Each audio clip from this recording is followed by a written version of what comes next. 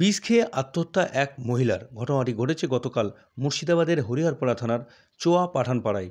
জানা যায় রমেলা বিবি নামে ওই মহিলা, সে গতকাল বাড়ির মধ্যেই বিষ খায় এবং বিষ খেয়েই পরিবারের সদস্যরা বুঝতে পেরে তাকে সেখান থেকে উদ্ধার করে প্রাথমিক হরিহরপাড়া হাসপাতালে চিকিৎসার পর বহরমপুরের মুর্শিদাবাদ মেডিকেল কলেজ হাসপাতালে চিকিৎসার জন্য নিয়ে এলে সেখানে চিকিৎসারত অবস্থায় আজ ভোরে তার মৃত্যু হয়। তার মৃতদেহ আজ সকাল ৮টা নাগাদ ময়নাতদন্তের জন্য পাঠানো হয় বহরমপুর মর্গে।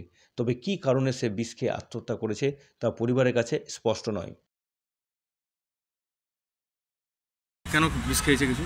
বাড়িতে এমনি কোনো ঝামেলা নাই ছিল। মামা ছিল না বাড়িতে, মামা তো ভাই ছিল, টুকটুক লেগেছিল ভাড়া মারতে। কারণ বাড়িতে বেটা বইয়ের সাথে কোনো টুকঝাক ঝামেলা কিছু হয়নি, শুনতে পাইছে। সেটা খেয়েছে কী কারণে সেটা কোনো কথা বলেনি।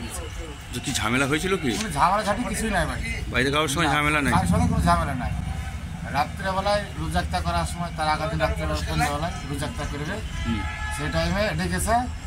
এসে বেটার বউ, বেটা, শ্বশুর, 3 রাতে একসঙ্গে বসে রোজাক্তা করেছে। কিন্তু ও করে মোটামুটি বেলা 8টা সাড়ে 8টার দিকে বিষ খেয়েছে।